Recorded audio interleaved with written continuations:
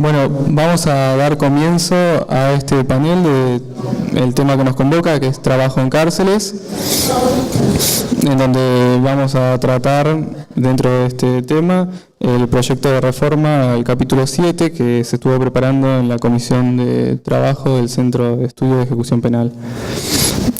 Los panelistas que nos acompañan hoy son la doctora Elsa Porta, ex vocal de la Cámara del Trabajo de la Capital Federal, miembro del Centro de Estudios de Ejecución Penal y miembro del Observatorio de Derechos Humanos y Sistema Penal del Centro de Estudios Universitarios de la Unidad de Voto. Además, el doctor Álvaro Ruiz, profesor asociado de Derecho Sindical de la Facultad de Ciencias Sociales y subsecretario de Relaciones Laborales del Ministerio de Trabajo y Seguridad Social de la Nación. También nos acompaña el profesor Mario Ackerman, que es profesor titular de Derecho del Trabajo y de la Seguridad Social y miembro de la Comisión de Expertos en la aplicación de convenios y recomendaciones de la OIT, director de la maestría y de la carrera de especialización en Derecho del Trabajo en la Facultad de Derecho de la UBA. Y finalmente el doctor Matías Isequilla, asesor legal del Sindicato Único de las Personas Privadas de la Libertad, SUTPA.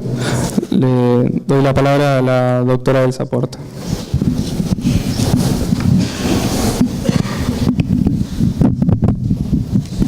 Bueno, buenas tardes. Quiero agradecer al Centro de Estudios de Ejecución Penal la oportunidad que me brinda de compartir este proyecto, las inquietudes que nos suscita este proyecto de reforma a los capítulos 6 y 7 de la Ley 24660, que, retomando las palabras que dijo la doctora Camaño cuando se refería al anteproyecto del Código Penal, no es un texto cerrado, sino que es un punto de inicio de un debate y justamente lo que se persigue con este encuentro es someterlo a la consideración de ustedes y estar abierto a todas las sugerencias, correcciones que ustedes puedan proponer. Así que les vuelvo a decir que es una buena oportunidad para comentar estas propuestas. ¿Cómo se gesta este proyecto de reforma?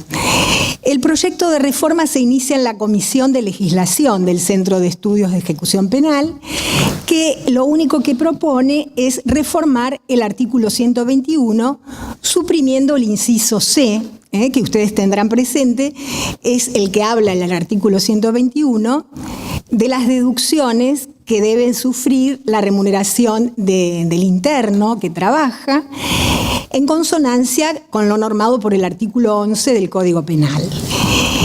Estas deducciones, aparte de las correspondientes a la seguridad social, son las destinadas a la reparación de la víctima, al cumplimiento de la obligación alimentaria, y el inciso C se refiere a un 25% de descuento para costear los gastos que causare en el establecimiento.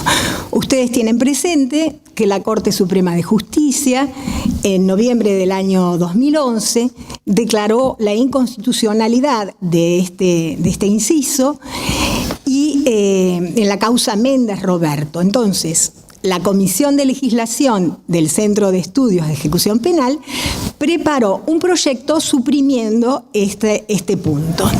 Cuando nos llega a la Comisión de Trabajo, consideramos que era una buena oportunidad para introducir cambios en algunos otros temas. La comisión en ese momento estaba integrada por Patricia Elizalde, Ariel Garín, también participó Florencia Cabrera, Luisa Pontelli, Marlon Martínez, y bueno, todos ellos aportaron a este trabajo en común y sobre todo también le prestamos mucha atención a las inquietudes que nos planteaban las personas que, privadas de la libertad, trabajaban en la cárcel de Devoto, en el marco del Observatorio de Derechos Humanos y Sistema Penal, nos hacían llegar las inquietudes y los problemas que se les planteaba. Entonces tratamos de recoger estas inquietudes y plasmarlas en un proyecto. Viendo ahora el producto terminado, yo podría decir que este proyecto tiene dos ejes fundamentales. Uno, que busca promover el trabajo entre las personas privadas de la libertad, incentivarlos para que trabajen en el contexto de encierro, porque entendemos que esta es una herramienta fundamental que hace a la posibilidad de generar un nuevo proyecto de vida, un nuevo proyecto de vida sustentable cuando recuperen la libertad. Y en eso pensamos en dos mecanismos. Uno, el de redención de pena, y otro, un estímulo, similar al estímulo educativo, igual, digamos, para los cursos de capacitación laboral. Y las otras reformas están orientadas a garantizarle a las personas que trabajan en el contexto de encierro el pleno goce y ejercicio de los derechos que la Constitución establece para las personas que trabajan, para todos los habitantes. Entonces, estos son los dos ejes fundamentales sobre los que se estructura este proyecto de reforma. Bueno, cuando nos referimos a la redención de pena, nosotros acá proponemos una reforma en el artículo 105, que es el único artículo que integra el capítulo 6º de la Ley 24660, referido a recompensas. Y realmente no estuvimos muy creativos porque tomamos el texto del artículo 41 bis de la Ley de Ejecución Penal de la Provincia de Buenos Aires. Y proponemos incorporar como segundo párrafo que el juez de ejecución o juez competente podrá recompensar al condenado que tuviere conducta ejemplar con una reducción de la pena a razón de 10 días por año de prisión cumplida en los cuales haya efectivamente trabajado o estudiado. O sea que hemos tomado tal cual el texto del artículo 41 bis que incorporó a la ley 12256 la ley 14296 del año 2011. No perdemos de vista que en el derecho comparado es otra la regulación. Por ejemplo, España, en el Código Penal del año 73, que estuvo vigente hasta el año 1995, se establecía 2 días de trabajo y redimía 1 día de pena. Con lo cual, si la persona condenada trabajaba 365 días en el año, ganaba 182 días. Y este sistema de redención de pena también está legislado en México, en Uruguay. Nosotros no perdemos de vista que este sistema del derecho comparado quizás es más equitativo que el que proponemos adoptar, porque beneficia a todos los condenados por igual. En cambio, el régimen que nosotros proponemos solamente se van a beneficiar quienes tengan penas de prisión superiores al año. Pero también es cierto que en el derecho comparado esa redención de pena no se aplica a todos los delitos, sino a los delitos menos graves en una escala axiológica que hace el legislador, o sea, los delitos de homicidio, de violación y demás, no se favorecen con esta redención de pena. En cambio, la propuesta está en la Ley de Ejecución Penal y no distingue por qué tipo de delito está condenada la persona, y las exigencias es la de conducta ejemplar y año de trabajo efectivamente cumplido o año de estudio, ¿no? Pero nosotros también proponemos adoptar esta fórmula porque es la vigente en la provincia de Buenos Aires y nos parece de buena política legislativa tratar de uniformar estos criterios, máxime si tenemos en cuenta que en la provincia de Buenos Aires es la provincia que tiene la mayor población carcelaria de nuestro país.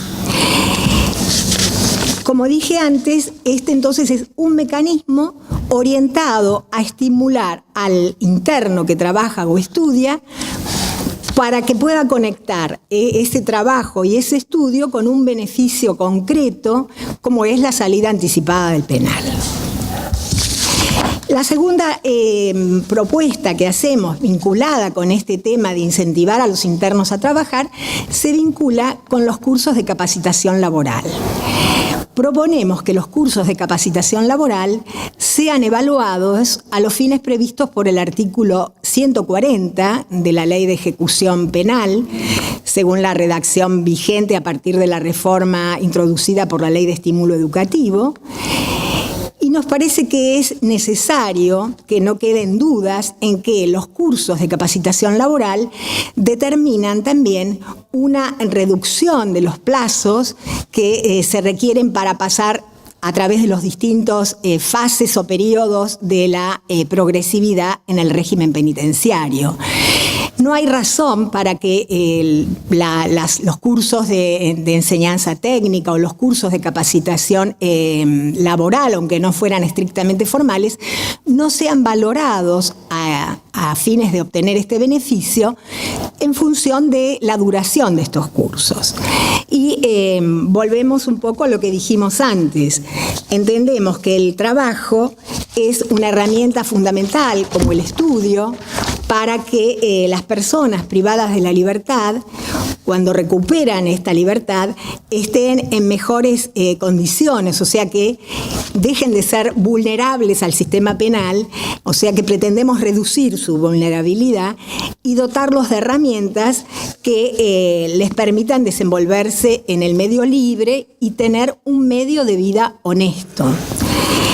Me parece que los conceptos que expusiera la doctora Puiggrós cuando presentó el proyecto de estímulo, la ley que después fue conocida como de estímulo educativo, son plenamente aplicables al trabajo y a la formación profesional. Ella, cuando presentó el proyecto, señaló que su objetivo es la educación vista desde la mirada de la educación social, que significa un componente insoslayable de la construcción social.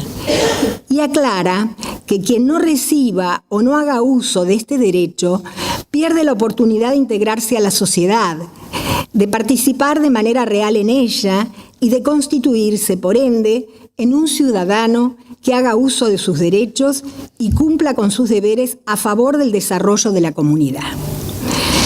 Nosotros entendemos que el trabajo es uno de los principales organizadores, tanto de la personalidad del individuo como de la sociedad.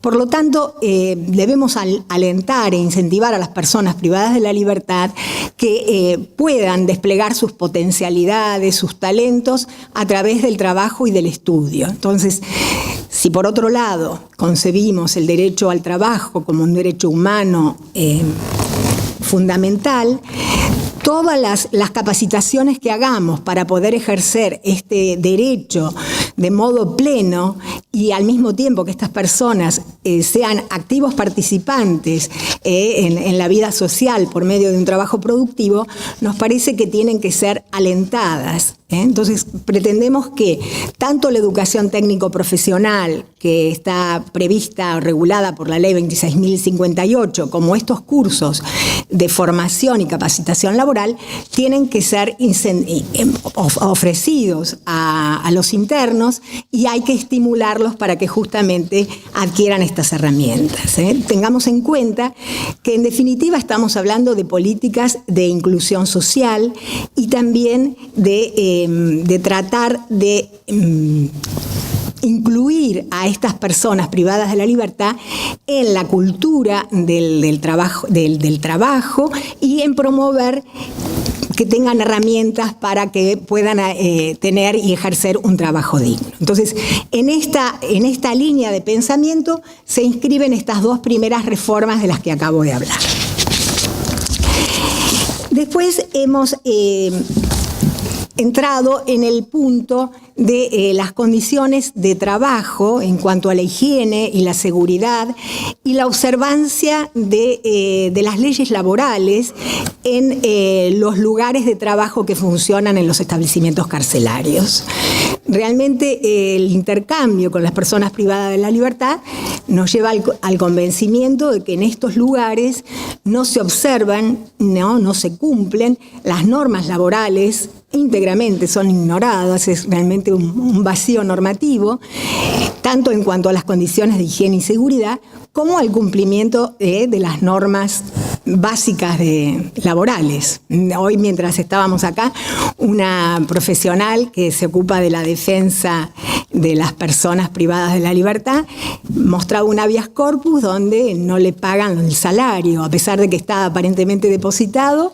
Los familiares no pueden recibir los cheques correspondientes al mes de mayo, por ejemplo. Entonces, nosotros proponemos que tanto las condiciones de higiene y seguridad como el cumplimiento de las normas laborales en estos lugares de trabajo que funcionan en los centros penitenciarios sean fiscalizadas por el Ministerio de Trabajo, Empleo y Seguridad Social de la Nación. En el caso de que el establecimiento esté ubicado y corresponda al ámbito provincial, serán los ministerios provinciales, y que esta inspección la realicen los organismos pertinentes del Ministerio de Trabajo, que son los que realmente están en condiciones de fiscalizar y determinar si se cumplen o no las normas atinentes al trabajo. Esto sin perjuicio de las tareas de inspección que le puedan incumbir a las aseguradoras de riesgos del trabajo en el marco de lo dispuesto por las leyes de riesgos de trabajo 24.557 y 26.173. Porque también es una cosa que manifiestan los internos y que sabemos que las aseguradoras de riesgos del trabajo no ingresan a los talleres que funcionan en la prisión a fines de determinar cuáles son las condiciones de higiene y seguridad del ambiente de trabajo, y no se proponen planes de mejoramiento, por ejemplo. También proponemos modificar o dejar sentado expresamente que la competencia, que el conocimiento de las controversias que se susciten con motivo de esta relación laboral penitenciario sean de competencia de la justicia laboral. Ya en otros encuentros hemos hablado de lo conveniente que es esto, o sea, el proceso laboral tiene principios específicos que responden a los principios que determinan la autonomía científica del derecho del trabajo. O sea, este derecho está cimentado sobre el principio protectorio, que en nuestro país está receptado por el artículo 14 bis, cuando habla de que el trabajo en sus diversas formas va a gozar de la protección de las leyes. Y este principio, como dije, le da autonomía científica a esta rama del derecho. Bueno, el proceso laboral está construido sobre la base de esta concepción. Por lo tanto, tiene principios propios, por ejemplo, el impulso procesal de oficio, toda una serie de normas orientadas a que el acreedor laboral pueda obtener rápidamente un reconocimiento de su derecho. Y por otro lado, también estas controversias exigen una especial versación del derecho del trabajo por parte del juez que está llamado a dirimirlos. Entonces, proponemos que haya una norma expresa en tal sentido. También proponemos, después, si tengo más tiempo, lo voy a ahondar, varias reformas en cuanto a la remuneración. La más importante tiende a conjurar una inconstitucionalidad que presenta la ley vigente en el artículo 120, porque dispone que cuando el trabajo de las personas privadas de la libertad, si es un condenado, tenga un recorte de una cuarta parte del salario mínimo, o sea que si trabaja para el Estado por una entidad de bien pública, no va a cobrar el salario mínimo. Sí lo va a cobrar si trabaja para una empresa privada o mixta. Y en el caso del procesado, si trabaja para una empresa privada o mixta, va a tener derecho a percibir el salario de convenio, y en cambio, si lo hace para el Estado o una entidad de bien pública, va a cobrar el salario mínimo. Nosotros entendemos que esta distinción es inconstitucional porque vulnera expresas garantías constitucionales, como es la de salario mínimo, establecido en el artículo 14 bis, que también establece la garantía de igual remuneración por igual tarea y la de retribución justa.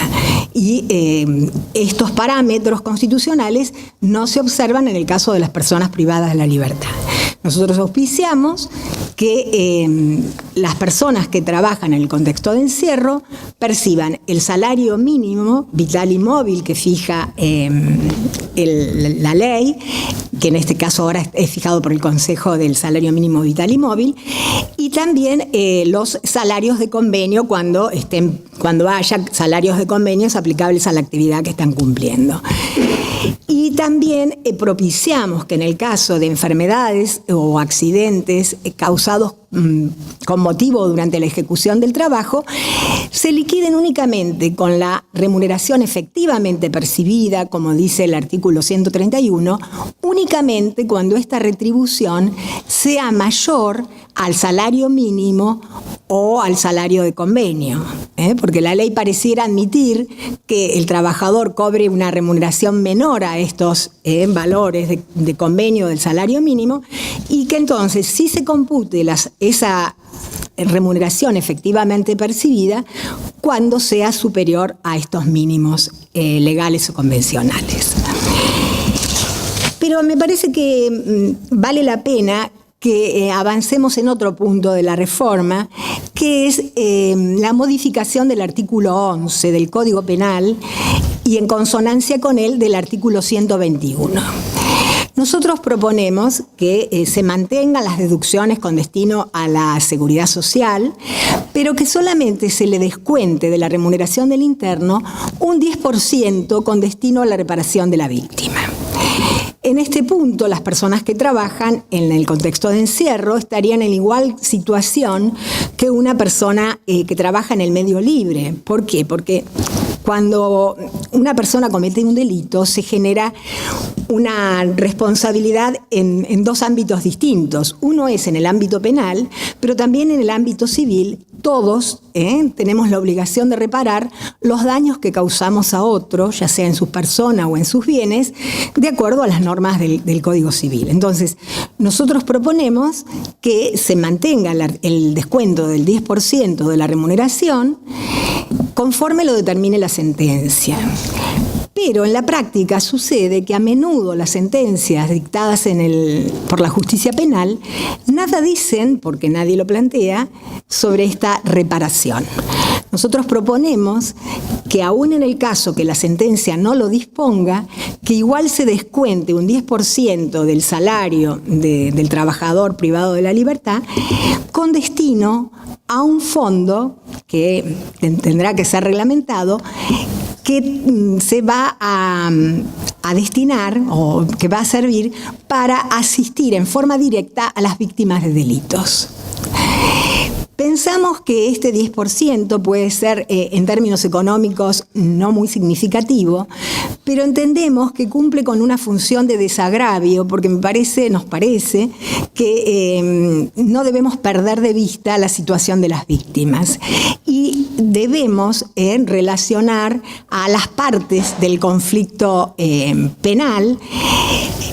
Y también es positivo que las personas que trabajan en el contexto de encierro puedan reflexionar no solo sobre las causas que los llevaron a realizar una conducta delictiva, sino también sobre los efectos que estas conductas causaron en las víctimas. Entonces, proponemos que siempre haya un descuento del 10% con destino, ya sea a la víctima afectada por esa conducta ilícita, o bien a un fondo que va a tener como finalidad asistir en forma directa a las víctimas de los delitos.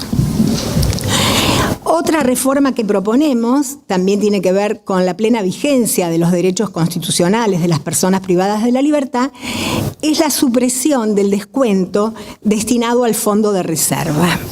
Este fondo de reserva es una suerte de ahorro forzoso que se le impone a la persona privada de la libertad.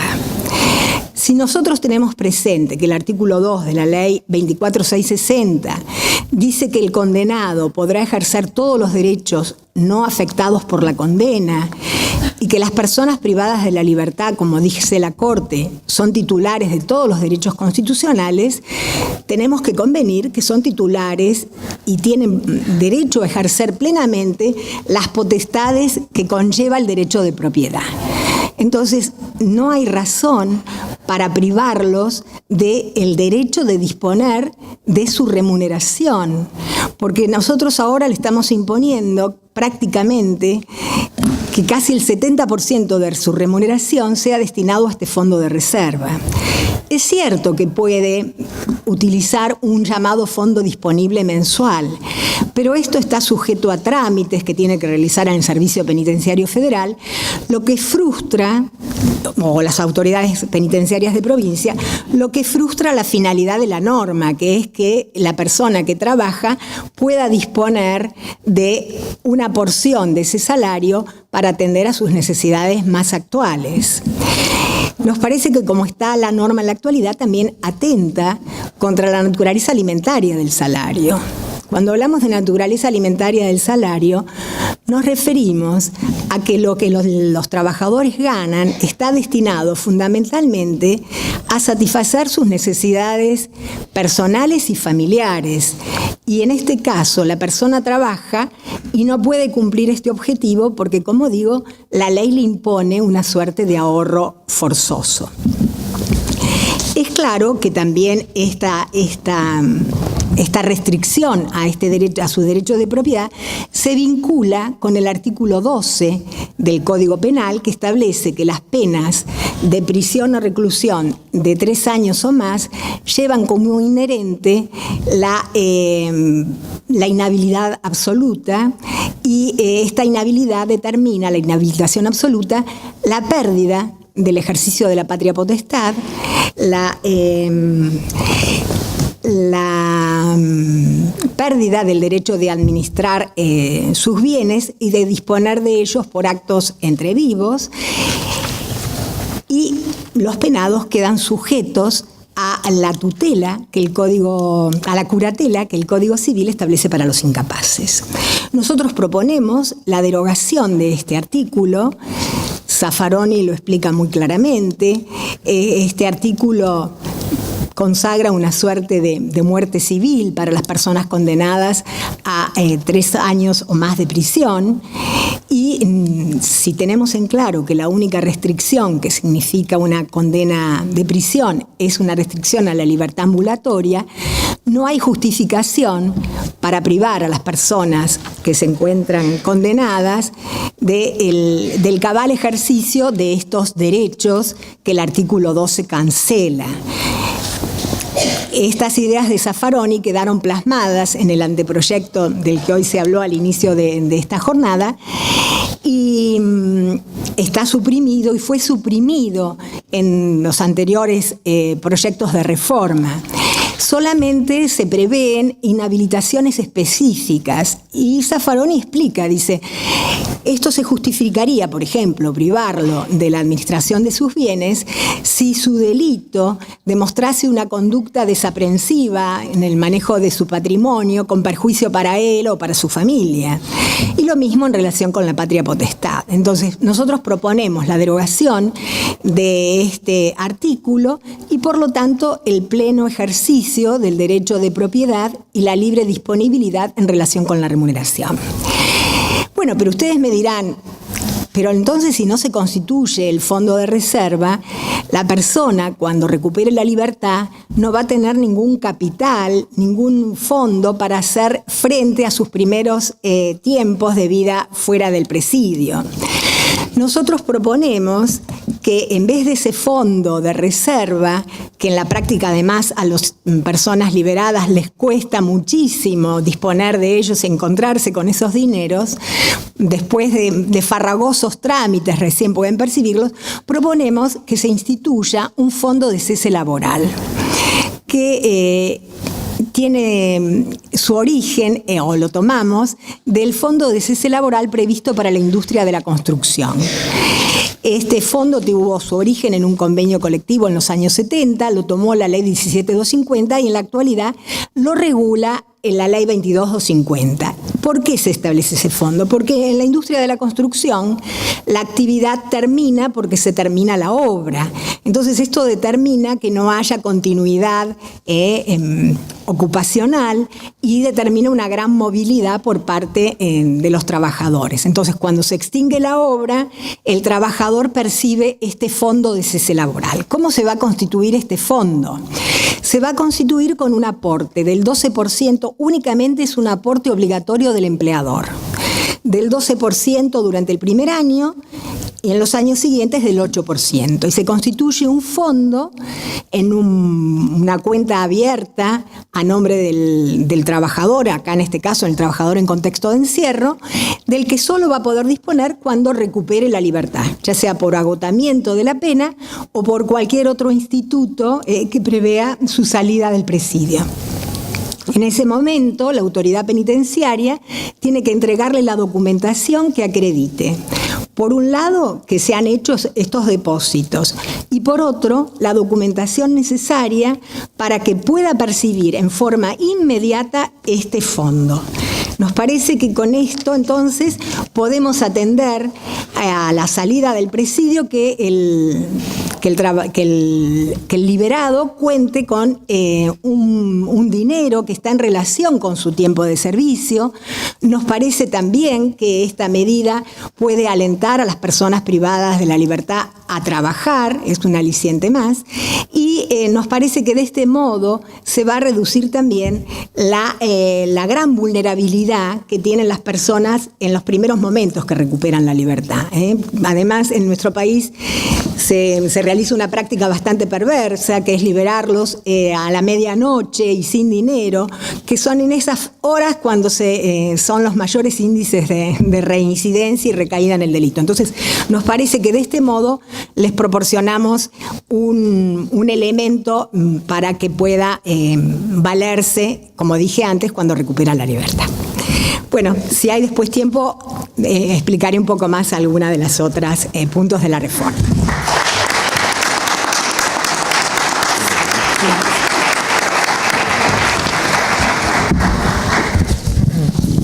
Lo escuchamos ahora al doctor Álvaro Ruiz.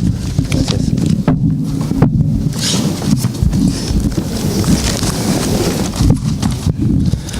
Muy buenas tardes. Un primer agradecimiento a los organizadores que por segunda vez, ya esto es casi una reincidencia, me invitan a participar en un panel sobre esta temática. La primera vez fue en San Juan, el año pasado, que también tuve el gusto de compartir el panel con algunos de los que hoy me acompañan. Voy a tratar de sintetizar el marco expositivo que me propongo, pero sí anticipando que, como también el trabajo que funda esta intervención lo hemos traído como para que pueda ser distribuido, voy a hacer eje sobre algunas de las cuestiones que allí planteo y fundamentalmente aquellas que, dada la hora y para evitar el sueño después de tantas horas del día, nos generen algún grado de polémica y debate, y entonces también en relación al proyecto señalaré algunas de las cuestiones ya en la parte propositiva que entiendo que pueden merecer alguna clase de observación o consideración al respecto. En primer lugar, entonces, lo que me propongo es referirme a las similitudes y diferencias del trabajo en condiciones o contexto de encierro en relación al trabajo libre, remunerado o no. Luego, ver un poco desde la perspectiva de los derechos humanos y los derechos laborales. Analizar, en cuanto a las penas privativas de la libertad, cuál es el fundamento y sentido, y la teoría y realidad. Ver entonces cuál es la naturaleza del vínculo que genera el trabajo en esas condiciones y cuáles son los mecanismos y las instancias que permiten la defensa y promoción de los derechos e intereses de quienes están en esa condición o se desempeñan en ese contexto. Finalmente, entonces, algunas reflexiones propositivas que atenderán allí fundamentalmente a los aspectos del proyecto.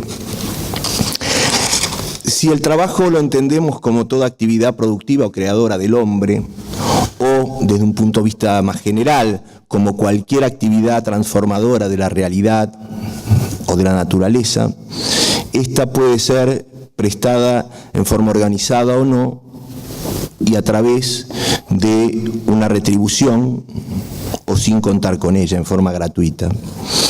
En este sentido, entonces, el trabajo en condiciones de encierro, definido por una cuestión de tiempo y de síntesis, en aquel que se desempeña no solo dentro de los establecimientos carcelarios, sino también afuera de ellos, pero regidos por un régimen particular que tienen que ver con la situación de quien presta ese trabajo, ya sea un condenado o un procesado penalmente.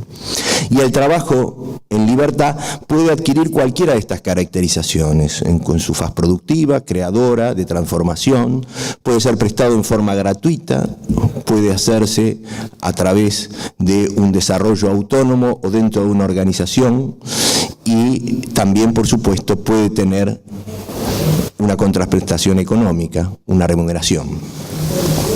Allí entonces encontramos una similitud, pero sin embargo, rápidamente, al notar un dato esencial, que es quien se coloca en la situación de trabajador por estar en una situación de encierro, aunque lo haga voluntariamente en términos de no categorizar un trabajo forzoso que estaría en contra de normativa internacional y nacional, en realidad lo hace porque parte de una situación de encierro, de pérdida de su libertad, por la razón de haber cometido un delito y haber sido condenado, o, en su caso, por estar sujeto a un proceso penal donde es imputado de un delito que lo puede llevar a esa situación. Entonces, allí nos aparece una primera nota que es necesario considerar cuando vamos recorriendo los demás puntos que les he propuesto. La otra cuestión es que nos va a interesar particularmente el trabajo en condiciones de encierro cuando es remunerado, ¿sí? No cuando se presta como parte de una disciplina del propio interno y de la propia necesidad del establecimiento que habita, o por una razón de un desarrollo de una actividad comunitaria, ¿sí? o confesional que lleva a cumplir algún tipo de servicio. Y entonces allí sí tenemos que ver en qué medida en esta prestación de tareas juegan o no las normas del trabajo, en qué límites debemos entenderlas alcanzadas estas actividades por las normas laborales, y también, por supuesto, quienes tienen la obligación, la responsabilidad y la competencia de juzgar sobre las distintas situaciones de conflicto que puedan suscitarse. En lo que hace a los derechos humanos y los derechos laborales, podemos decir que los laborales son una especie del género de derechos humanos, pero también reconocer que no todos los derechos del trabajo y que se reconocen al trabajador representan derechos humanos estrictamente, y por supuesto, desde ya por ser el género, no todos los derechos humanos están circunscriptos a aspectos laborales. Y en este sentido también tenemos que advertir que no se pueden trasladar mecánicamente las categorías propias de los derechos humanos, ni del derecho internacional de los derechos humanos, al trabajo dependiente prestado en cualquier condición de libertad o no, pero particularmente aquella que se desarrolla en contextos de encierro. En este sentido, insisto en que es necesario mirar con atención y analizar aquellas cuestiones que se pueden considerar en cuanto a lo identitario y analógico, como aquellas otras que son singularidades y particularidades que exigen para la aplicación de las normas una adecuación armonizante de cada una de estas que se entiendan en principio aplicables. Y en cuanto atañe al bloque de constitucionalidad federal, es decir, las normas de nuestra Constitución, más aquellas que devienen de tratados de derechos humanos que han sido incorporados con la reforma de 1994, más aquellos otros que entienden en general, la doctrina en esto es conteste en su supralegalidad, que tienen que ver con los tratados que no son de aquellos taxativamente indicados por la Constitución y a los cuales se asimila los convenios de la Organización Internacional del Trabajo, que han sido ratificados por la Argentina. Luego, decía, las penas privativas de la libertad, ¿cuáles son los fundamentos y el sentido? Y en esto Elsa Porta señalaba, y coincido con ella en general, en una cantidad de aspectos que deben ser tenidos en cuenta en el desarrollo y en la planificación de un sistema de encierro donde hay, por un lado, la búsqueda de la protección de la sociedad frente a una persona que se entiende potencialmente, dañina o que puede generar nuevos daños a la sociedad, pero a la vez la necesidad de llegar a su reeducación, resocialización y reinserción. Y para ello principalmente la educación en términos genéricos y el trabajo son dos de las herramientas más importantes con las que se cuentan y que incluso están en cada uno de estos instrumentos normativos a los que se hacían referencia, de alguna manera directamente analizados, incluso como capítulos propios de la ley, o de la ley 24.660, o a través de otros institutos normativos que son de aplicación. Ahora, también es cierto que cuando estamos refiriendo al trabajo en condiciones o en contexto de encierro, estamos hablando de personas que han producido una ruptura con el orden social, ¿sí? Y que además deben, en muchos casos, como también señalaba Elsa, reparar esos daños en los límites que esto sea factible, reparar esos daños desde el punto de vista civil y, por supuesto, el cumplimiento de la condena cuando se trata de personas que han sido condenadas, no simplemente procesadas. También allí hay una cantidad de circunstancias que están ligadas a esa ruptura con el orden social. Estas serían necesariamente las razones y los fundamentos de privar a una persona del derecho a una de las libertades, la libertad ambulatoria, ¿sí? La libertad incluso de disponer de sus bienes cuando se dan determinadas condiciones en la condena o de participar de determinado tipo de actividades y por supuesto la limitación ostensible que supone una situación de encierro, y que los fundamentos y el sentido están en la búsqueda de objetivos de resocialización y no de meramente de castigo. Esto no solo está en nuestra Constitución hoy, sino, como en algún artículo que he tenido oportunidad de leer de Elsa, lo refiere como una de las, con algunos aditamentos mayores. En la Constitución de 1949 ya se avanza sobre eso y el decreto de 1958 que regula la situación de los internos en las cárceles también abreva en muchos del sentido de aquella Constitución. Entonces, para el análisis de las cuestiones que tienen que ver con el trabajo y la manera de regularlo, es necesario tomar ese punto de partida. El examen de cuestiones como las que nos convocan nos llevan necesariamente a ver los aspectos teleológicos y los enunciados normativos en su plano teórico como expresión de principios, valores que la comunidad recepta y se manifiestan políticamente a través del Estado, pero para lo cual también tenemos que tener en cuenta otros factores concretos que la realidad ofrece y que tiene que ver con algunas de las situaciones que comúnmente se desarrollan en las situaciones de encierro, en los establecimientos carcelarios y en las falencias y distorsiones que son propias de la administración y del control del desarrollo de esas actividades y de esas situaciones de encierro por los órganos estatales, tanto del Ejecutivo como del judicial y de los fiscales, que tienen que ver con la situación de las personas que han sido privadas de su libertad. En cuanto a la naturaleza del vínculo, hay una vieja discusión, que yo entiendo que todavía no está saldada, respecto si se trata de una relación de derecho privado o de derecho público, por la situación o la circunstancia de que sea el Estado o algún organismo que responda a su organización, a la organización estatal, la que aparece como dador de trabajo, para algunos obligados a dar el trabajo, o aquellos que lo regulan, o eventualmente lo delegan en cuanto a alguna de las fases de la administración de esa ocupación y de ese trabajo, o si son relaciones regidas por el derecho privado. Y en todo caso, en este segundo supuesto, si son propias del derecho del trabajo, del derecho laboral.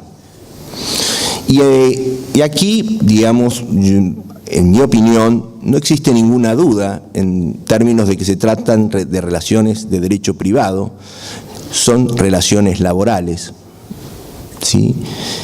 Porque quizás ajustando a este tema una afirmación que entiendo que es no solo orientadora para los actos de cada uno de nosotros y lo es también para los actos que debe desarrollar el Estado, así como cuando hay una necesidad o existe una necesidad, aparece o nace un derecho, cuando hay una relación que se establece entre alguien que pone su fuerza de trabajo, otro que aprovecha esa fuerza de trabajo y lo hace inmerso en una organización que le es ajena,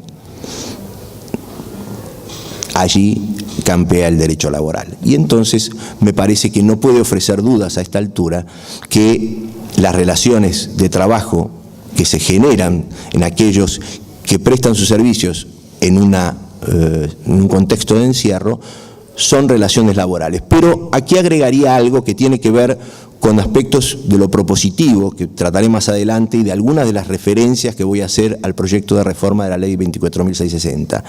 Es una relación laboral especial, con una cantidad de especificidades que exigen, por un lado, una regulación propia, que no implica estar ajena al marco general de la Ley de Contrato de Trabajo, pero que sí imponen, como en otras situaciones que son reguladas por estatutos legales especiales, hay varios en la Argentina, exige sí una prevalencia de las normas propias del estatuto en todo lo que haga la singularidad y especificidad de la actividad que se regula, y la remisión o la referencia o el sustento o la supletoriedad de las normas que provienen de la legislación en general de trabajo y de seguridad social, adaptadas a esas circunstancias, aplicables directamente cuando no son incompatibles y desplazadas en el caso contrario de que efectivamente haya incompatibilidad con esas normas.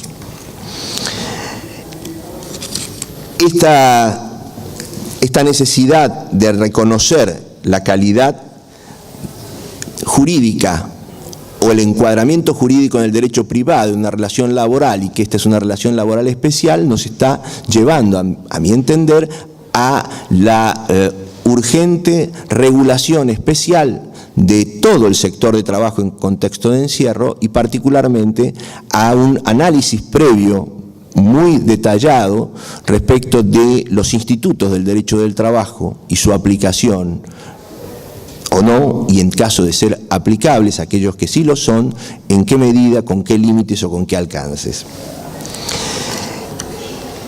La existencia de posibilidades de desplazar alguna de las facultades típicas del empleador o del dador de trabajo al ámbito privado, ya sea por la tercerización, que en nuestro país no existe en materia de administración de establecimientos carcelarios, sí hay en otros países, y esto lleva a algunas colisiones con los convenios, el 29 y creo que el otro es el 105 del OIT, que se refieren al trabajo forzoso.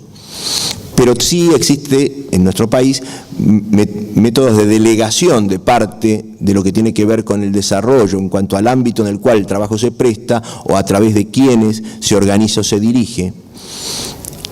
Y entonces allí también aparecerán algunas diferencias, a mi modo de ver, a la hora de ver el alcance de ciertos derechos, el alcance o la cuantía de ciertas prestaciones, y no porque sea el Estado como alternativa el que reciba esas prestaciones o sea usuario de los servicios, sino por las circunstancias de contexto general que aquel que llega a la situación de encierro, de privación de su libertad por haber cometido un delito, o en el caso de ser procesado voluntariamente, se incorpora a una actividad de trabajo en ese ámbito, genera una situación que ofrece diferencias sustanciales. En lo que se refiere a la competencia judicial, y que está, por supuesto, ligado al derecho sustantivo, que en el caso, o en mi caso, entiendo que es el derecho del trabajo, con estas particularidades y con esta necesaria articulación con las normas regulatorias específicas, ya sea que estén ordenadas como un estatuto legal, que es lo que a mi entender sería lo aconsejable, o que existan a través de distintos dispositivos en normas legales hoy existentes y que regulan el régimen penitenciario. Y decía, en cuanto a la competencia, que también genera debates en los cuales básicamente la tensión o la adscripción de unos y otros está ligado a si es el juez del trabajo o es el juez de ejecución penal, pero también hay algún fallo que le está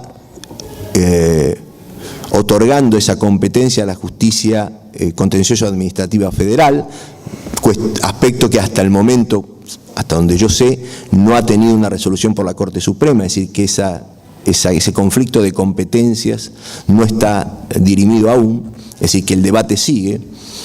En principio, y a partir de los mismos argumentos que venía desarrollando, entiendo que se trata, evidentemente, de una competencia laboral que exige una versación particular, especial en la materia y que atiende a una serie de aspectos sustantivos laborales que en el aspecto adjetivo o procesal debe estar dentro del ámbito de la justicia del trabajo, de los tribunales del trabajo, y que en el caso de la Justicia Nacional del Trabajo, específicamente las normas de procedimiento, la Ley 18.345, artículo 20, 21, se refieren en forma genérica a esta situación de competencia, aun cuando existan dudas o alguna relativa duda en relación al derecho sustantivo que está en debate.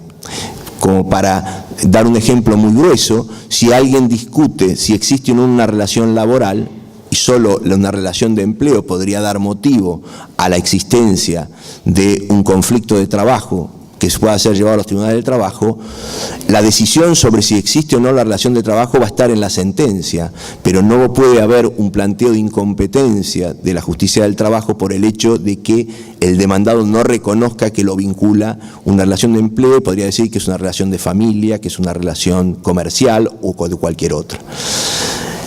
Pero hay un aspecto que está tratado en varios artículos sobre la materia y en particular en algunos que he tenido la oportunidad de leer de Elsa Porta, que se refiere a la obligación de dar trabajo, es decir, el derecho a trabajar específicamente y la obligación como contrapartida del Estado de dar una ocupación efectiva.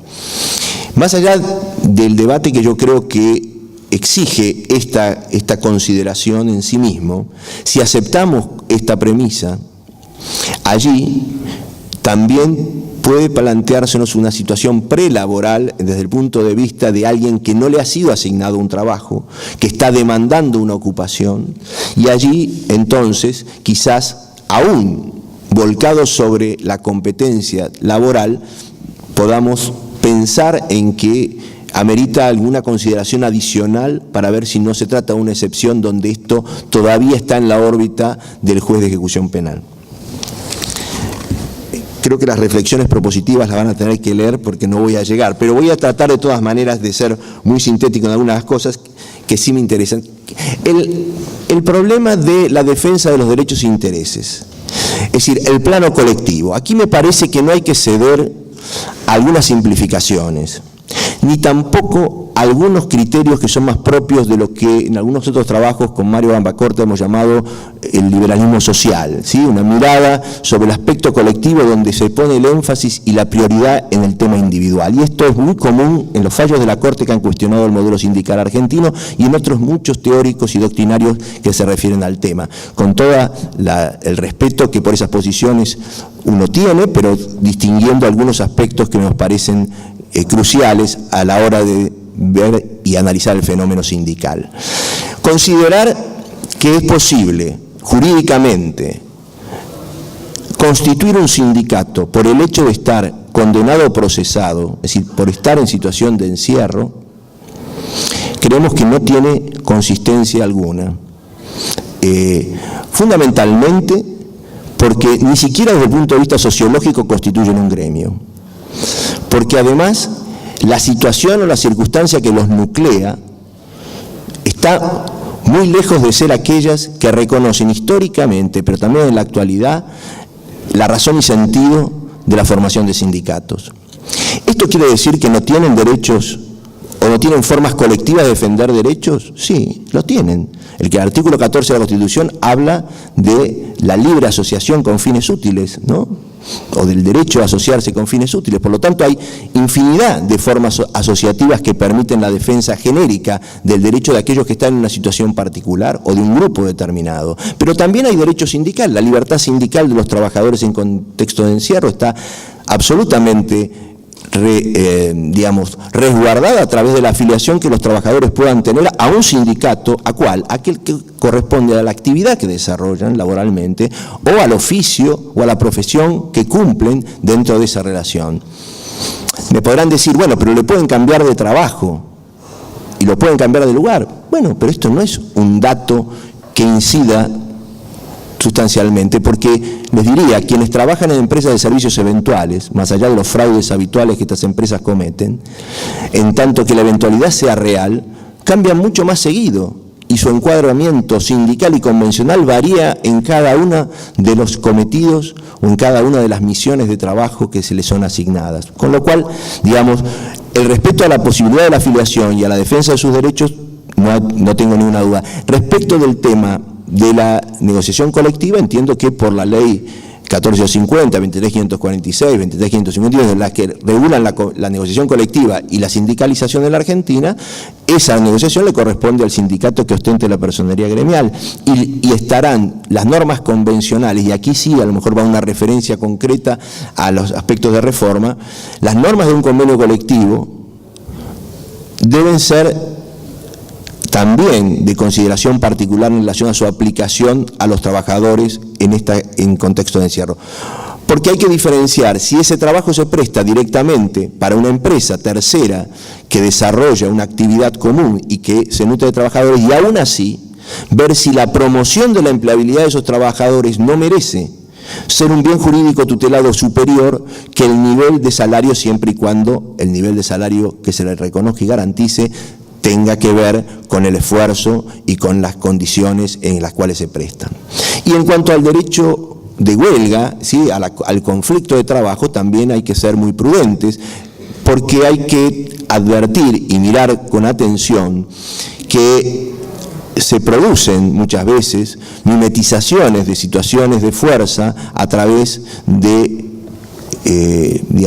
lemas o reivindicaciones de tipo laboral, cuando responden a otro tipo de lógicas que muchas veces incluso son promocionadas por el mismo servicio penitenciario. Entonces, me parece que en ese sentido hay que ser cuidadosos respecto de los límites que seguramente serán, y muchos, o las restricciones que habrá que establecer para el ejercicio del derecho de huelga de los trabajadores en condiciones de encierro.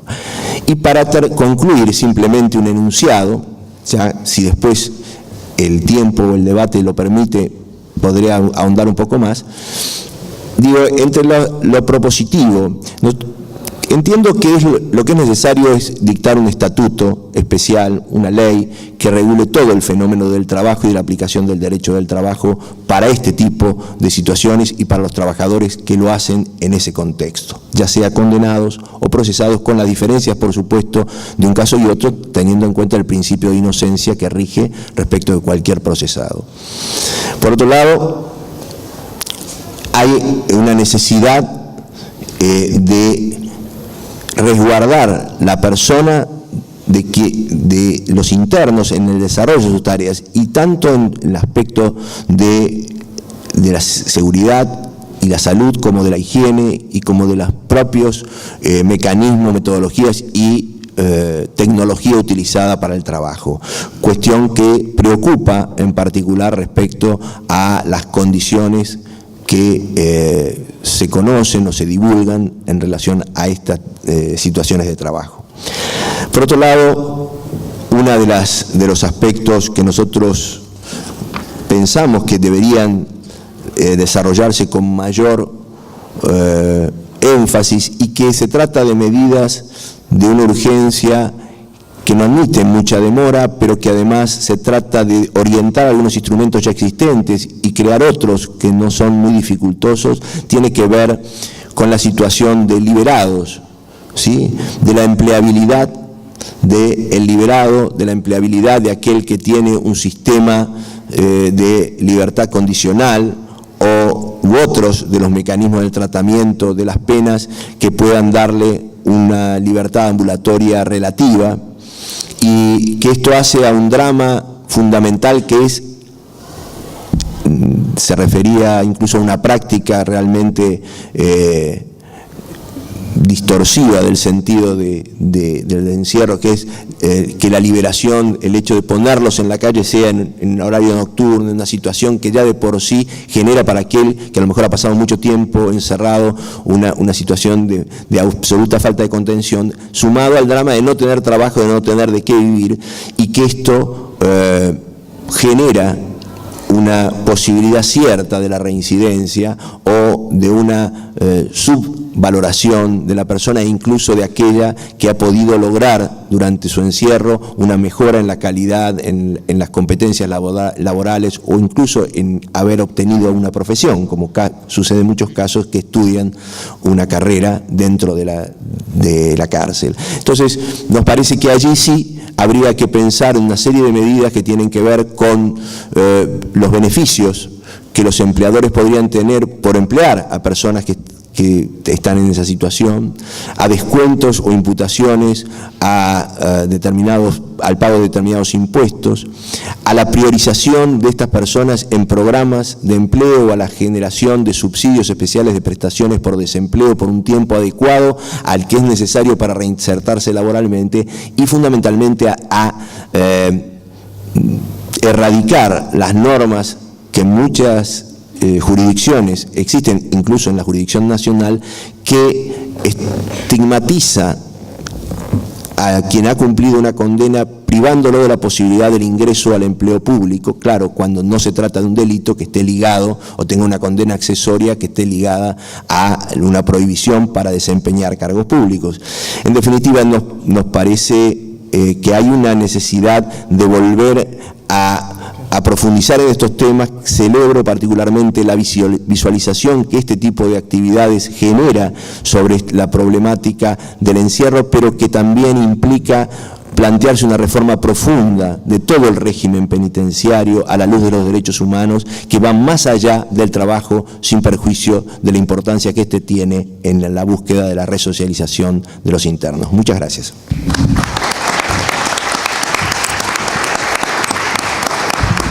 Escuchamos al doctor Matías Isequillas. Sigo yo. Dame dos cine. ¿Sí? ¿Quieres un poco? Bueno. ¿Se va vos? Al doctor Mario Ackerman. Sí, bueno. Chao. Bien, muchas gracias.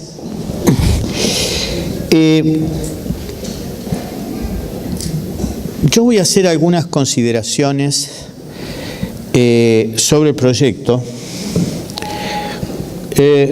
previa indicación de los criterios generales del OIT sobre esta materia.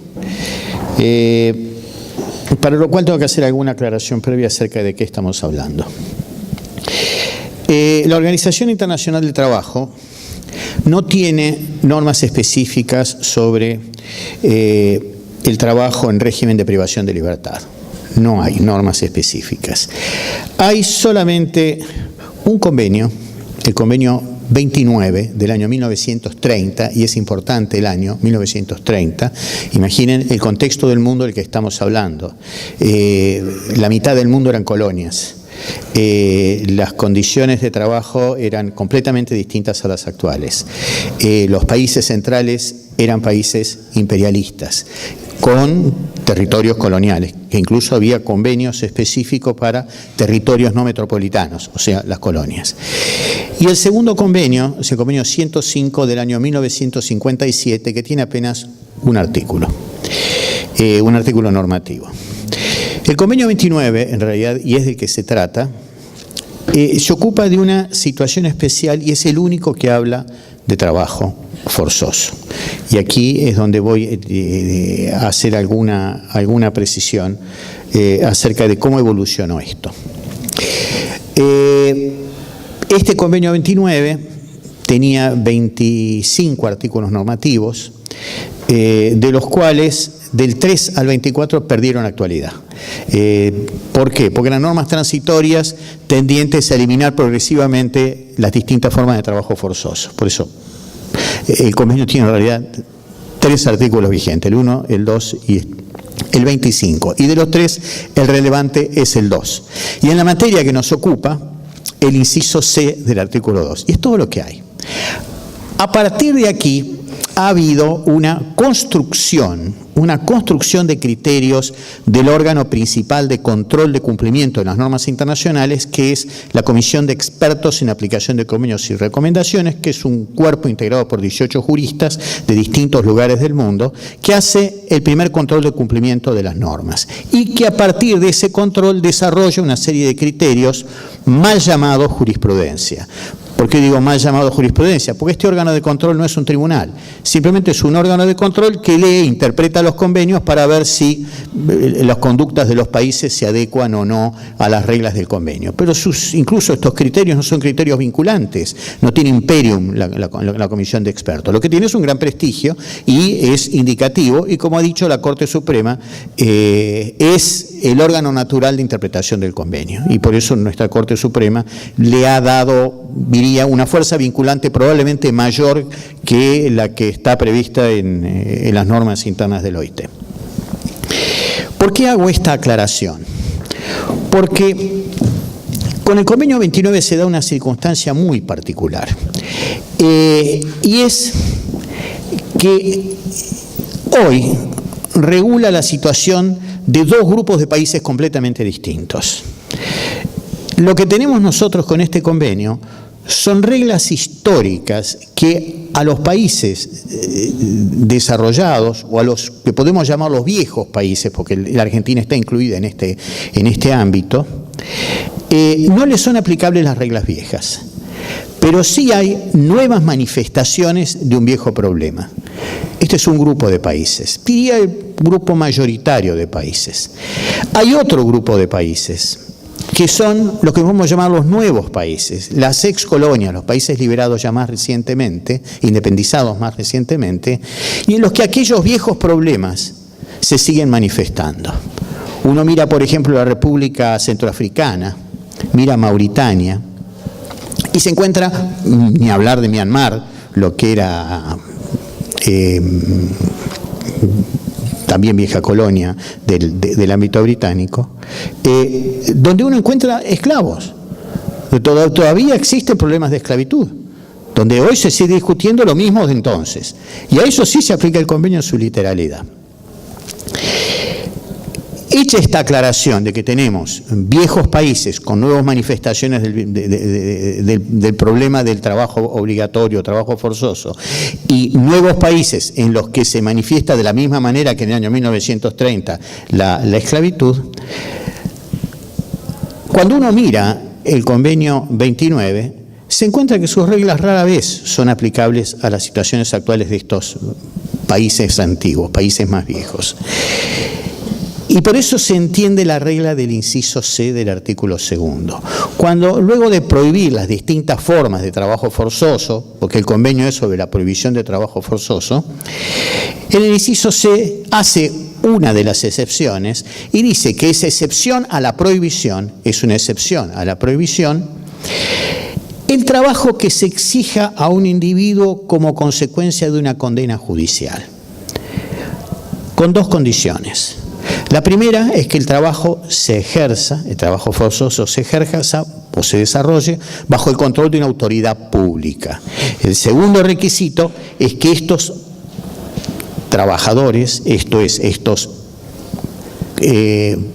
personas privadas de libertad a las que se les obliga a trabajar, no sean cedidos ni puestos a disposición de empresas particulares. Esto es todo lo que dice el convenio sobre esta materia, y sobre esto en realidad no hay actualmente un gran desarrollo por los órganos de control, porque esto es muy evidente, es muy obvio. Ha aclarado qué significa condena judicial, que se ha aclarado qué significa control de la autoridad pública, se ha aclarado qué significa que no puedan ser cedidos ni puestos a disposición de empresas particulares. Pero estamos hablando de la hipótesis de una persona condenada a trabajar. Esto es que la sentencia judicial le impone el trabajo. Al lado de esto aparece la nueva figura, que es la figura del trabajo voluntario de una persona privada de la libertad. Y aquí es donde aparecen las reglas más interesantes. Y que yo creo de lo que se trata el proyecto de que estamos hablando aquí. ¿Cuál es el problema? Acá hay dos tipos de problemas, digamos, dos grandes posibilidades. Uno, el modelo que conocemos nosotros, el modelo nuestro, la administración estatal de las cárceles. O sea, las cárceles forman parte de la organización del Estado. Pero hay otro modelo, que son los países que han privatizado el servicio carcelario, que lo han cedido a la administración privada, el Reino Unido, Nueva Zelanda, Australia, en algún momento Alemania, Estados Unidos, algunos estados de Estados Unidos, donde la cosa ya pasa a ser más complicada, porque ahí lo que tenemos es una empresa privada que administra la cárcel y hace trabajar a las personas. Y aquí es donde aparece entonces la construcción de los criterios de los órganos de control. A partir del examen de cada una de estas situaciones, el gran debate ¿es admisible o no es admisible que las personas privadas de la libertad trabajen? Por supuesto que es admisible, pero ¿qué ha dicho los órganos de control? ¿Qué ha dicho la Comisión de Expertos? Criterio seguido por el principal órgano de control de cumplimiento, que es la Conferencia Internacional del Trabajo, a través de la Comisión de Normas de la Conferencia, que es un órgano tripartito, de la que la Comisión de Expertos es tributaria, digamos. La Comisión de Expertos alimenta a la Comisión de Normas de la Conferencia y a la Conferencia. Aquí lo que se ha dicho es que es admisible el trabajo en los establecimientos carcelarios, sea de administración estatal, sea de administración privada, con la condición de que el trabajo sea sinceramente voluntario, que el trabajo sea verdaderamente voluntario. Y aquí viene la cuestión: ¿cómo sabemos si el trabajo es voluntario si la persona está privada de la libertad? Y aquí lo que han hecho otra vez, lo que ha hecho la Comisión de Expertos, es construir una pseudonormativa desde la cual se examina en cada año, en cada oportunidad, si estas personas que trabajan en un ámbito en el que están privados de la libertad, y voy a aclarar después este tema del lenguaje porque no es un tema menor, el cómo llamamos a estas personas que trabajan. Acá tengo una discusión importante con mi amigo el doctor Isequilla. La Comisión de Expertos ha dicho, ¿cómo hacemos para saber si es voluntario? Y ha fijado una serie de criterios. El primero, que el trabajo no esté condicionado a la aplicación de una pena o la pérdida de un beneficio. En segundo lugar, y fundamentalmente, que el trabajo sea prestado en condiciones similares a las del sector privado. Y esto ha llevado a la identificación de una serie de derechos individuales y derechos frente a la seguridad social. Nada se ha dicho nunca sobre derechos colectivos, ni de organización sindical, ni de negociación colectiva, ni de tutela sindical, ni de derecho de huelga, ni de cosa por el estilo. No se ha dicho, no se ha debatido, no ha aparecido ese problema. Sí en la cuestión individual, sí en la cuestión de la seguridad social. ¿Y qué se ha dicho en esta materia? Se ha dicho que se va a considerar que el trabajo es voluntario, o sea que el trabajador voluntariamente aceptó trabajar, primero, si lo dijo por escrito, prestando expresa conformidad a trabajar. Bueno, esto no tiene ninguna garantía de que sea sincero. Segundo, que tenga una remuneración similar a la del sector privado, que tenga una jornada de trabajo similar a la del sector privado, que tenga condiciones de salud y seguridad del trabajo similares a las del sector privado y que tenga derecho a la seguridad social. Internacionalmente, el derecho a la seguridad seguridad social supone no solamente beneficios previsionales, sino también tutela frente a los accidentes de trabajo y enfermedades profesionales, porque internacionalmente es un tema que está en el ámbito de la seguridad social, no es el caso de nuestro país. En este contexto, y ahora sí, para hacer una comparación, ¿Qué podría decir yo a título, ahora sí, decididamente individual, como solemos decir cuando nos toca opinar sobre estas cosas? Esto de ningún modo compromete la opinión del OIT ni de los órganos de control. Yo tengo un par de comentarios. Primero, un comentario de tipo general. Me parece una excelente idea. Me parece una excelente idea y me voy a sumar a lo que propone el doctor Álvaro Ruiz, que algo similar se discutió también en nuestro encuentro anterior. Esto está reclamando una suerte de estatuto especial, una regulación especial más general, donde hay una cantidad de cosas que han quedado colgando. Esto entiendo que es una reforma, entre comillas, de urgencia, hay que resolver una serie de problemas, pero hay una cantidad de cosas que quedan pendientes y yo creo que se reflejan en estas pocas observaciones que voy a hacer. En el artículo... La propuesta del artículo 117, lo del 114 me parece bien, el tema de la capacitación, no tengo nada que decir, está bien, es una buena idea. En el 117 hay 3 puntos. Uno, las condiciones de trabajo, jornada de labor, horarios, medidas preventivas, higiene y seguridad. Esto es perfecto. Creo que en la Argentina tenemos un problema, creo que lo señaló la doctora Porta, y es que con el régimen de aseguradoras de riesgo de trabajo, la entrada de una empresa privada, que es la aseguradora de riesgo de trabajo, a controlar las condiciones de trabajo en el ámbito estatal, bueno, no es tan fácil, ¿está? Imposición de conducta, imposición de sanciones, denuncia a la superintendencia de riesgo, esto es un poco complicado. Digamos complicado en lo operativo. Y de hecho no lo están haciendo. Nada que decir sobre el tema del control por la autoridad administrativa del trabajo, ni me parece que sea cuestionable lo de la competencia judicial.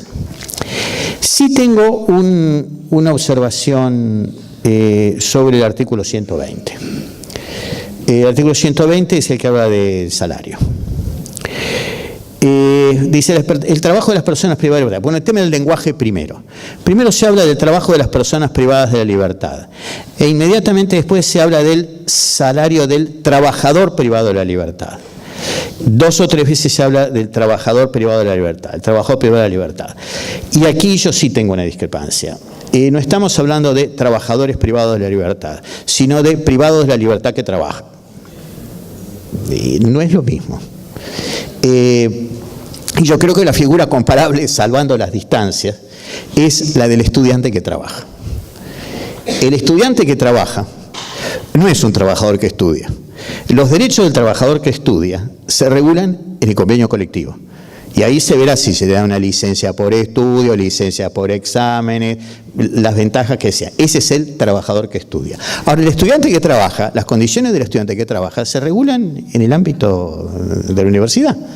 ¿Está? Y que se le dará alguna ventaja para cursos en ciertos horarios, preferencia para inscribirse en horario fuera de trabajo. Bueno, esto podría pensarse. ¿Por qué digo esto? Porque acá no estamos hablando de un trabajador privado de la libertad. No es un individuo que es trapeso porque es un trabajador.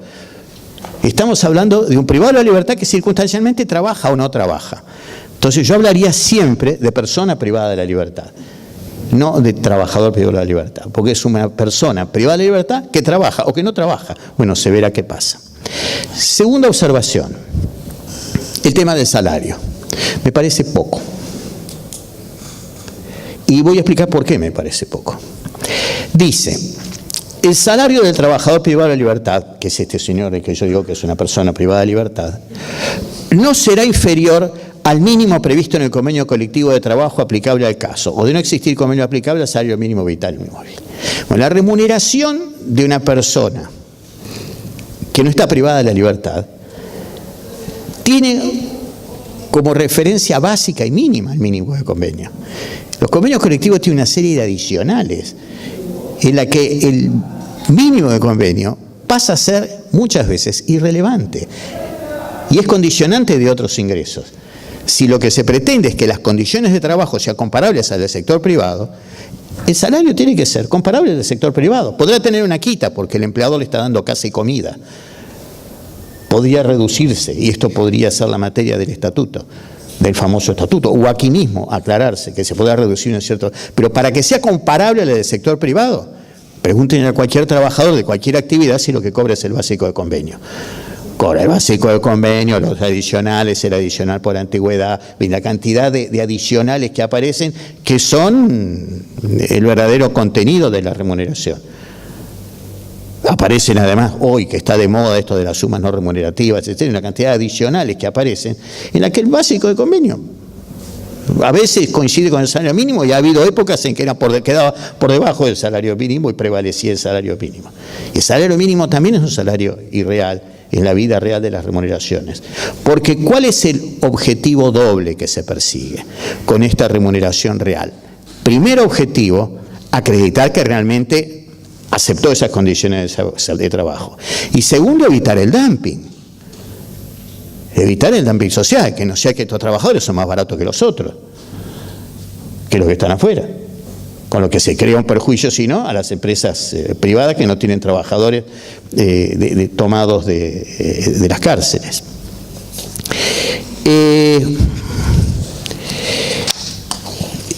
Me parece estupenda la idea del fondo de cese laboral, que cuando apenas lo leí dije, esto es la ley de construcción, el régimen de industria de construcción, creo que es comprensible la figura. Una pregunta me hago solamente. Acá dice, el fondo de cese laboral vigente para el trabajador privado de la libertad, que es este sujeto que yo hablo, se integrará con un aporte obligatorio a cargo del empleador. ¿Quién es el empleador? Sí. Bueno, el empleador no solamente puede ser la autoridad penitenciaria, puede ser un ente que en el ámbito federal es el ENCOPE, que es el ente de cooperación técnico y financiera del Servicio Penitenciario Federal, o puede ser una empresa privada que hubiera contratado con la autoridad penitenciaria o con el ENCOPE la dación de trabajo, y en este caso los internos proporcionan su mano de obra y el empresario aporta las maquinarias, o puede ser las condiciones. Bien. La materia prima. Explico a cuento de qué venía la pregunta. Ojo con la solidaridad acá. Tenemos una discusión importante en el ámbito del derecho del trabajo acerca de los trabajadores cedidos, transferidos, prestados, en el que hay, acá pasa a ser, cuando aparece la empresa privada, pasa a ser una relación triangular. Y las relaciones triangulares a veces son divertidas, pero tienen sus riesgos. De manera que...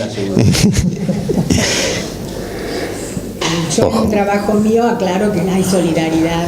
Claro, pero no estaría mal precisarlo. Entonces, entonces solo estas dos objeciones de tipo general, más allá del lenguaje. Ya le indiqué a la doctora Porta que hay un error material en el artículo 11 del Código Penal, la reforma del Código Penal, el penúltimo artículo, que falta aclarar que lo que se deduce es, lo que se imputa es el 10%, ¿tá? Porque simplemente dice la remuneración se aplicará, no, es el 10% de remuneración, ¿no? Eso que está dicho, que repite la regla de la 22/60. Bien, entonces simplemente esto. A mi juicio hay dos puntos aquí que convendría por lo menos precisar o tenerlo presente para discutirlo. El monto de la remuneración. Esto primero. Y segundo, esta idea de precisar esto del empleador, y si eventualmente es un empleador privado, qué rol de responsabilidad le queda al Estado o al responsable del establecimiento carcelario. Nada más. Gracias.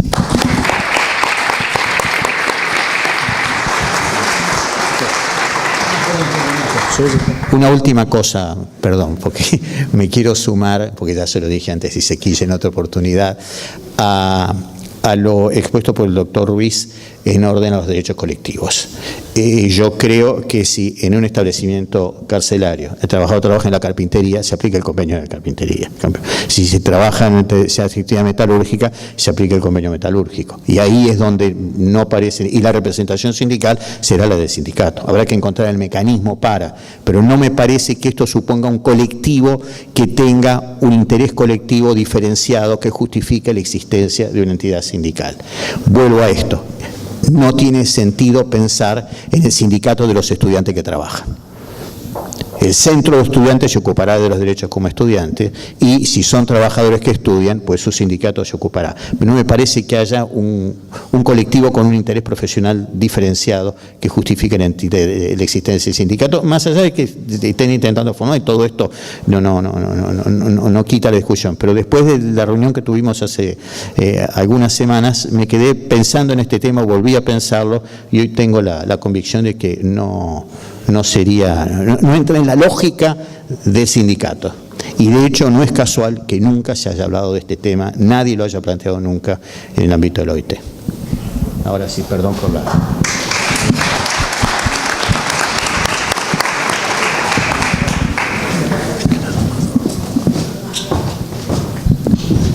Ahora sí, el doctor Isequilla cierra el panel. Gracias, por el...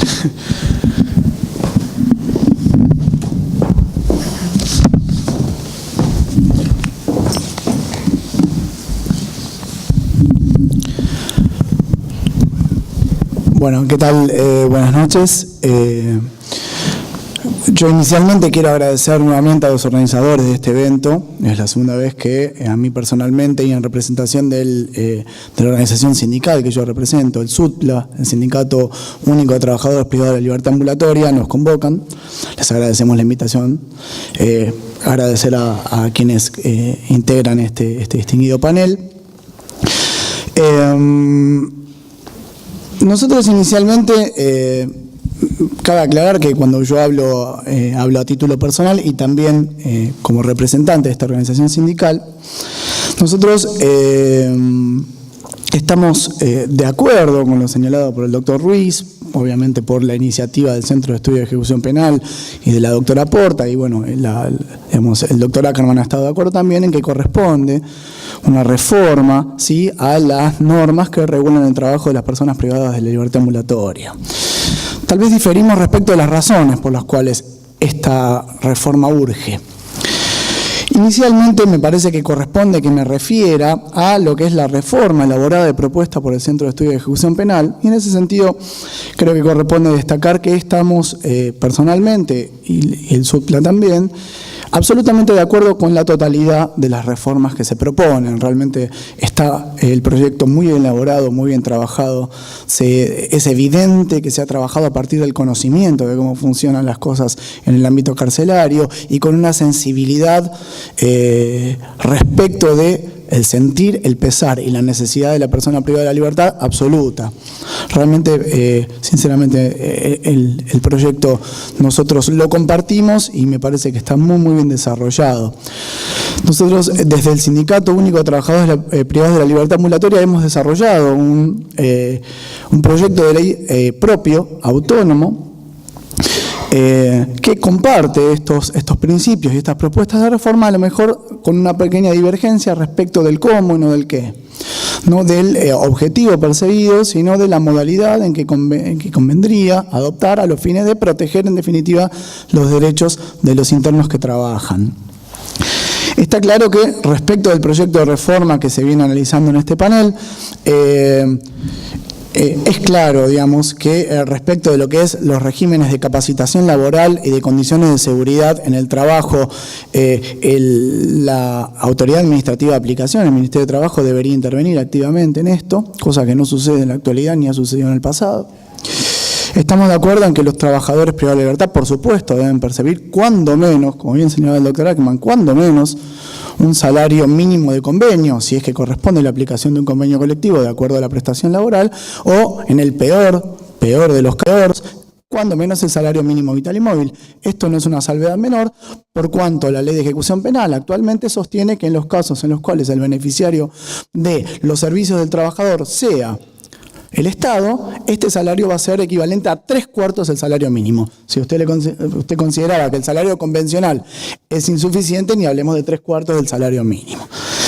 También el proyecto del Centro de Estudio de Ejecución Penal propone digamos, algo que está implícito actualmente en la Ley de Ejecución Penal, el artículo 107, inciso G, es categórico en el sentido que a las relaciones laborales de los internos se les aplica la normativa laboral y de seguridad social vigente. No obstante, hoy los trabajadores privados de libertad no cuentan con los beneficios de la seguridad social, a pesar que está contenido en la propia norma de ejecución penal y aparte, además está destacarlo en el artículo 14 bis de la Constitución Nacional, que dice que los trabajadores gozarán, y que el trabajo en todas sus formas, es decir, todos los trabajadores gozarán de los beneficios de la seguridad social, los cuales tienen carácter de integrales, irrenunciables, etcétera.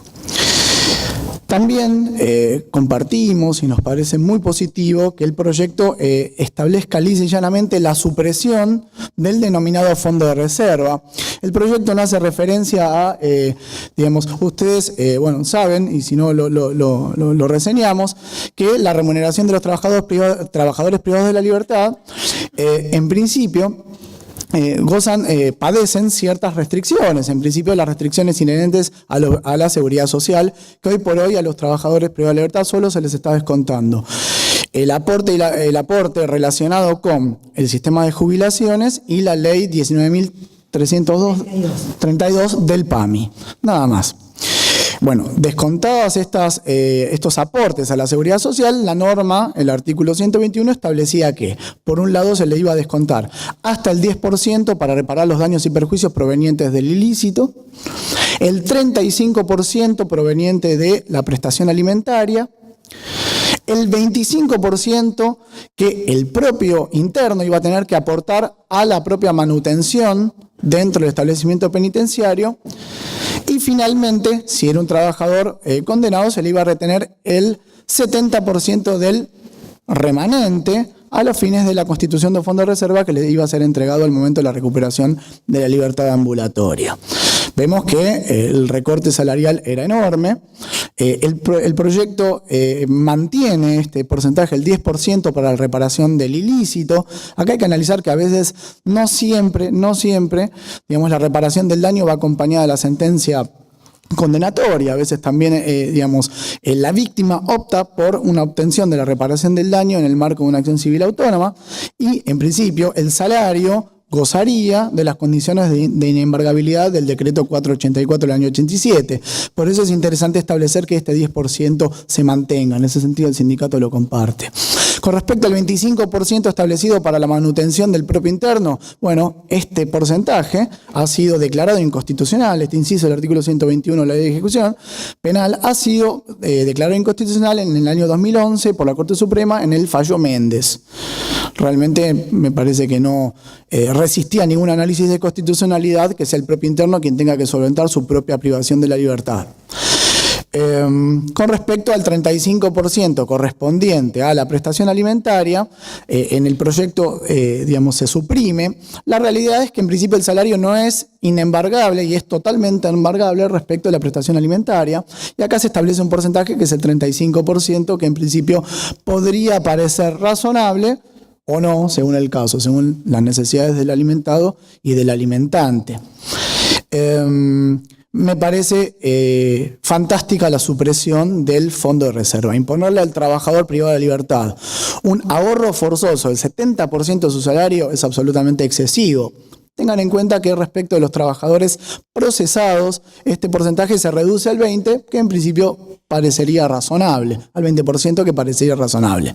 Ahora, la retención del 70% del salario del trabajador privado de la libertad, conspira principalmente contra su propia subsistencia y la de su familia. Sobre esto me voy a referir más adelante. Está claro que la supresión del fondo de reserva es una medida, adecuada, que en este proyecto elaborado por el Centro de Ejecución Penal se reemplaza, porque también la duda es, fenómeno, no tiene un fondo de reserva, no tiene dinero al egreso. ¿Cómo reemplazamos esta falta de ingreso? ¿Sí? Esta falta de ahorro para el momento de la recuperación de la libertad. La constitución de un fondo de cese laboral a la manera del Estatuto de la Industria de la Construcción previsto por la Ley 22.250 parece prudente.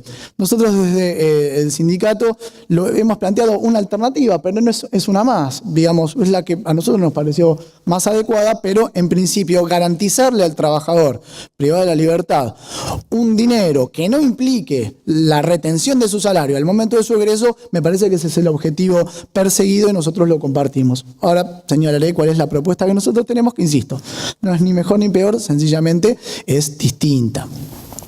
Nos parece muy importante que el proyecto establezca expresamente que en supuestos de enfermedades o accidentes, ya sea laborales o extralaborales, el trabajador tiene que seguir percibiendo el mismo salario que percibía si no hubiera operado la contingencia invalidante, ya sea que estuviera a cargo de el empleador.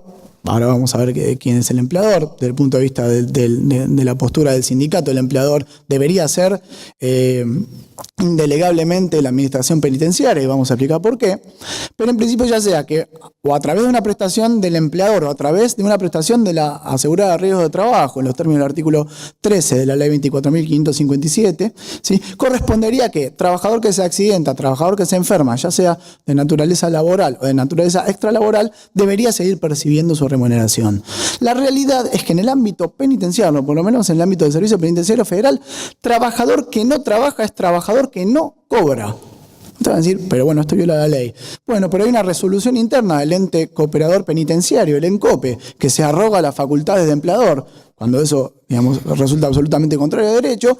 Una resolución interna del empleador, digamos, qué validez tiene que el empleador dicte su propio reglamento. Este ente dijo que trabajador que no trabaja, trabajador que no cobra. ¿Sí? Esté enfermo, esté accidentado, este accidente sea laboral o extralaboral, sea que estudia el trabajador, sea que fue a la visita de sus familiares, sea que compareció a su juicio oral, este trabajador, si no trabaja, no cobra. Ahora vamos a analizar esto porque en función del proyecto, digamos, planteado por el sindicato y que en alguna medida también lo establece el proyecto del Centro de Estudios de Ejecución Penal, la realidad es que no debe asociarse la cantidad de horas trabajadas a la remuneración, porque la remuneración tiene carácter alimentario. Otro de los aspectos muy importantes y que yo comparto personalmente, es la derogación del artículo 12 del Código Penal. La persona que ha sido condenada, ¿sí?, lo único que ha perdido con motivo de la condena es su derecho a deambular, su libertad ambulatoria, ¿sí? Todos los demás derechos constitucionales siguen vigentes, lo ha dicho la Corte en reiteradas oportunidades y la propia ley de ejecución en su artículo 2 lo establece. No obstante, este artículo 12, a mi entender, de manera excesiva, establece una inhabilitación absoluta de la persona privada de la libertad, le establece un régimen de curatela como si fuera un insano o un menor, y le impide el ejercicio de la patria potestad de la administración de su patrimonio.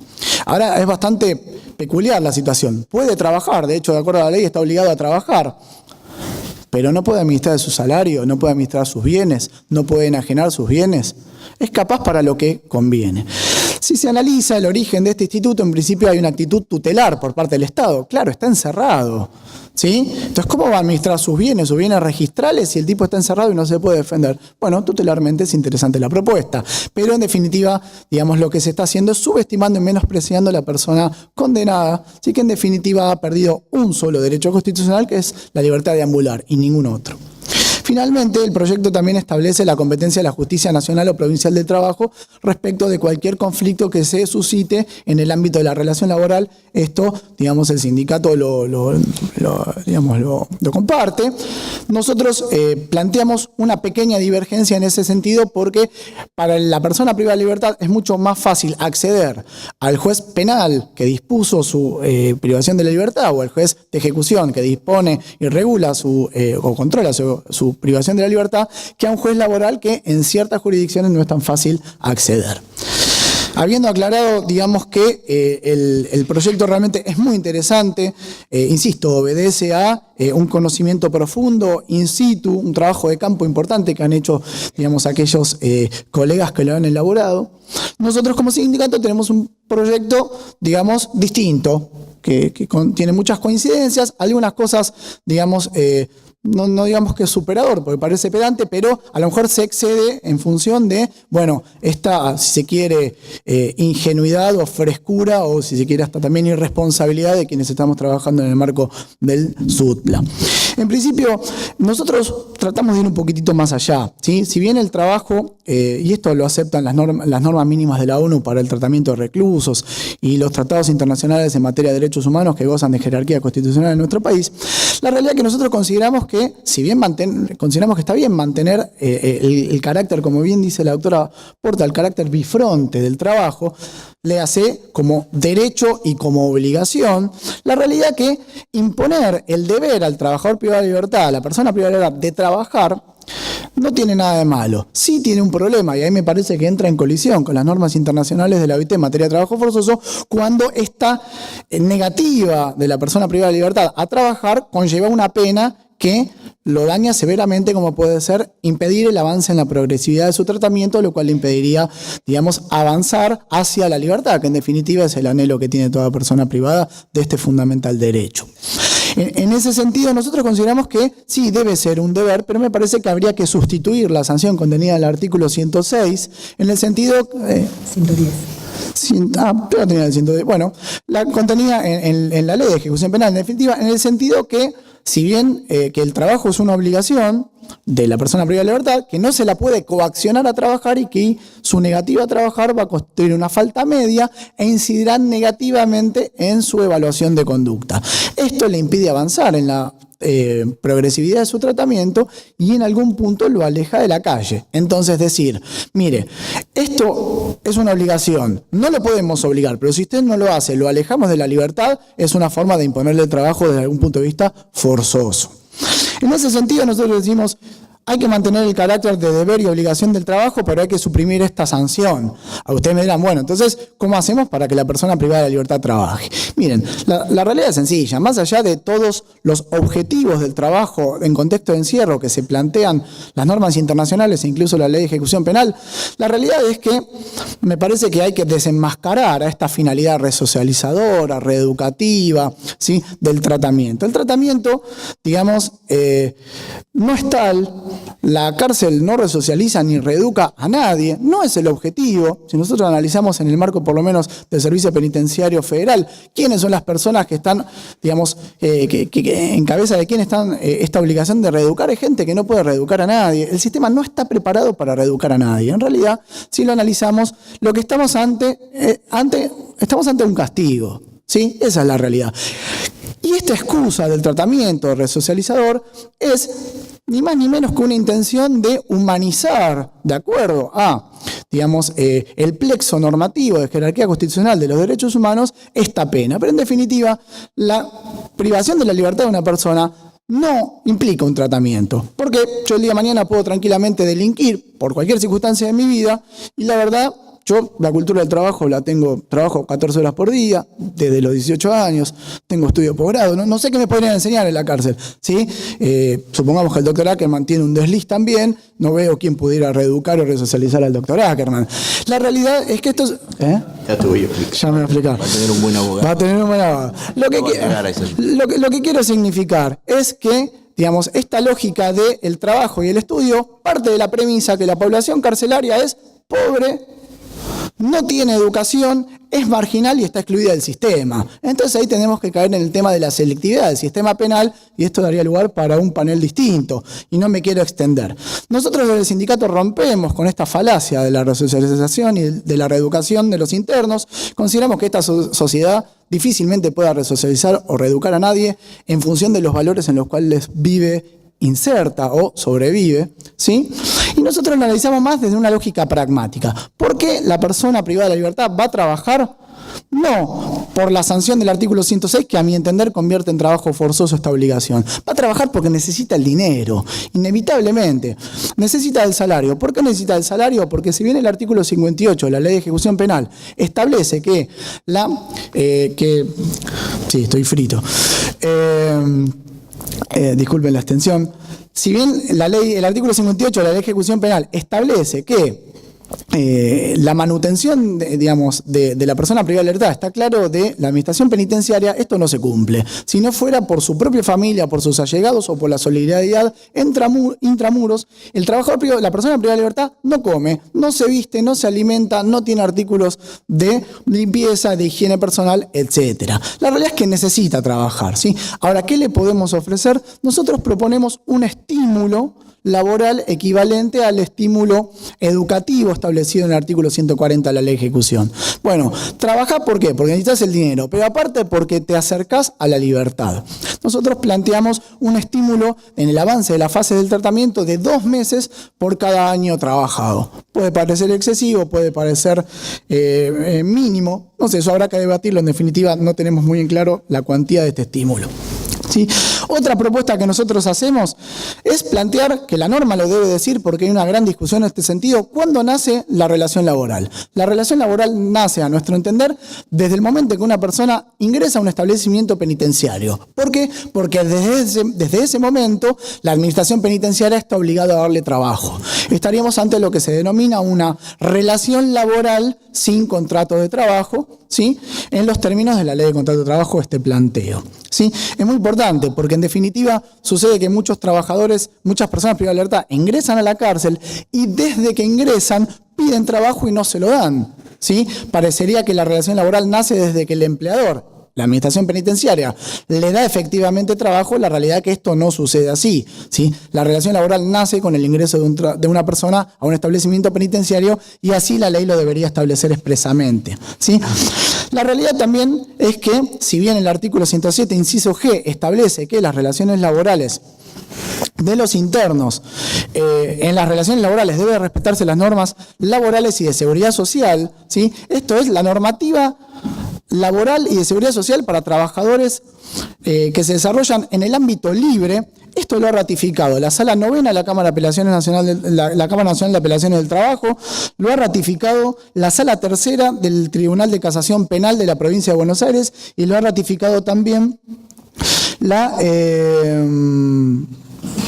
Cámara Federal, la Sala Tercera de la Cámara Federal de La Plata, en distintos habeas corpus que han presentado los internos de la cárcel de Ezeiza y de la cárcel de Batán, ¿sí? La realidad es que esto no sucede así porque hace falta una regulación especial y precisamente el sindicato, en el ámbito de la mesa de diálogo que ha entablado con el Servicio Penitenciario Federal, se ha conformado una comisión de reforma de esta norma. Realmente hace falta una norma específica, pero que tenga en cuenta las particularidades de la relación laboral sin restringir derechos, porque esa no es la intención, ¿sí? Está claro, como establece el proyecto del Centro de Estudios de Ejecución Penal, que la remuneración no debería ser inferior al salario mínimo vital y móvil o al salario convencional en su caso, y bueno, habría que agregarle dos adicionales, como bien sostenía el doctor Ackerman.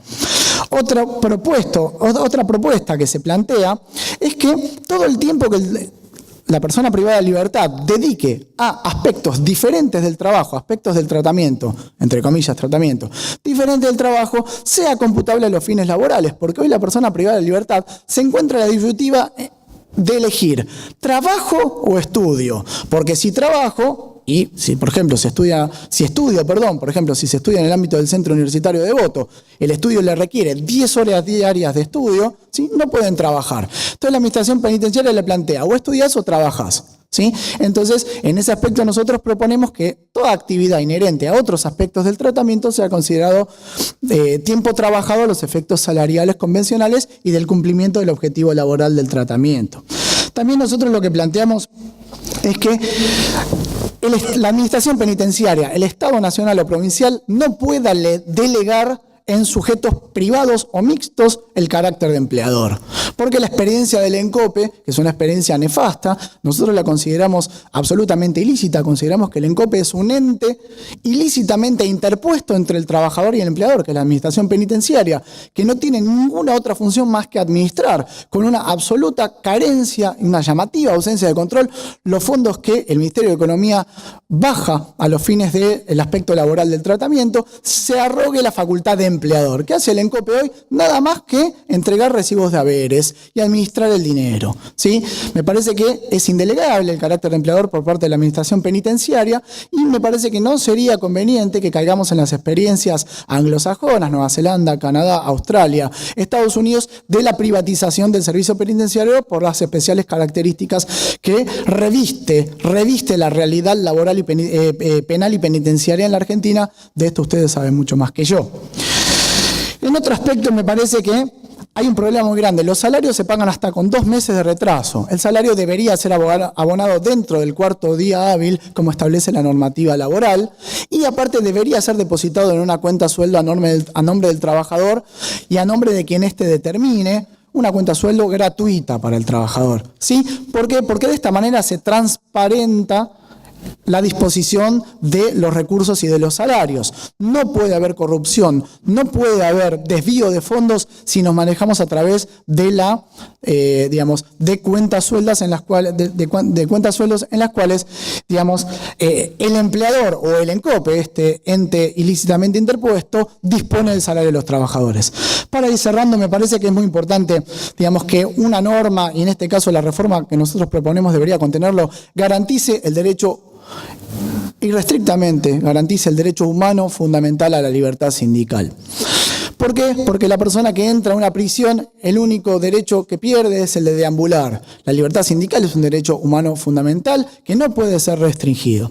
Que obviamente ciertos aspectos del ejercicio de este derecho pueden ser restringidos, sí, supongamos el derecho a huelga, supongamos en alguna medida también el derecho a asociación. No se puede armar grandes asambleas en cualquier pabellón o en cualquier patio de una prisión, so pena de poner en riesgo la seguridad del establecimiento, de los trabajadores penitenciarios y de los propios internos. Pero más allá de alguna restricción, me parece que este derecho humano fundamental debe ser garantizado de manera irrestricta y la garantía del ejercicio de este derecho debe estar en cabeza de la administración penitenciaria, so pena de incurrir en una conducta desleal desde el punto de vista de la ley de asociaciones sindicales, que en los términos del artículo 57 de la ley 23.551. ¿Sí? Está absolutamente claro que hay que hacer hincapié también en la libertad. Sí, en la libertad. Esto yo no quiero extenderme, está claro que a los trabajadores privados de libertad les corresponde el goce de los beneficios de la seguridad social, eso está absolutamente claro. Hablamos de jubilación, pensiones, asignaciones familiares, obra social. En materia de fondo de cese laboral que establece el proyecto del Centro de Estudios de Ejecución Penal, nosotros planteamos una alternativa distinta, sencillamente porque el fondo de cese depende de la antigüedad del trabajador y del salario del trabajador, porque es un aporte respecto del tiempo que trabajó y del salario que ganó. Nosotros lo que planteamos sencillamente que a todas las personas que se liberen, independientemente de la cantidad de tiempo que hayan trabajado y de cuánto sueldo hayan ganado, se les garantice 3 meses de salario más después de liberados o 6 meses más, o 6 meses, o sea, 3 o 6 meses en función de si cuentan con carga de familia, algo equivalente a lo que sucede respecto al artículo 208 de la Ley de Contrato de Trabajo en materia de licencia por enfermedad inculpable o extralaboral. ¿Sí? Eso es lo que nosotros planteamos. Finalmente, sostenemos la competencia de la Justicia Nacional o Provincial del Trabajo respecto de, para dirimir cualquier conflicto laboral, ya sea individual o colectivo, que se suscite de estas relaciones laborales, pero con opción también de que el trabajador opte, si le resulta mucho más accesible, ¿sí? Recurrir al juez penal, ya sea de ejecución, de juicio, de instrucción, que dispuso su privación de la libertad, a opción del trabajador que elija entre la justicia penal y la justicia laboral, porque no siempre hay un abogado laboralista a mano. Tal vez sí en el centro universitario de Devoto o en algunos establecimientos penitenciarios en los cuales hay servicio jurídico, pero por lo general esto no sucede así. Y finalmente, la última propuesta que nosotros hacemos es que, ustedes no sé si lo deben saber, que es muy común que la persona privada de libertad que ve vulnerados sus derechos laborales recurra a la figura del habeas corpus correctivo para tratar de revertir esta situación negativa. ¿Qué es lo que sistemáticamente hacen los jueces penales? ¿Sí? Rechazan los habeas corpus porque consideran que no constituye un agravamiento de las condiciones de detención, un agravamiento ilegítimo de las condiciones de detención en los términos del artículo 3º, inciso 2 de la ley de habeas corpus. La realidad es que los jueces penales no saben de derecho de trabajo, no les interesa versarse en derecho del trabajo y sencillamente omiten resolver estos habeas corpus. Bueno, nosotros lo que planteamos es que cualquier incumplimiento incumplimiento por parte de la Administración Penitenciaria respecto de derechos laborales de las personas privadas de libertad, automáticamente constituye un agravamiento injustificado de las condiciones de detención y dé lugar a que los jueces competentes se expidan respecto de este habeas corpus que incluso podría ser interpuesto de manera colectiva. Les pido disculpas por la extensión de la exposición y les agradezco su atención. Gracias.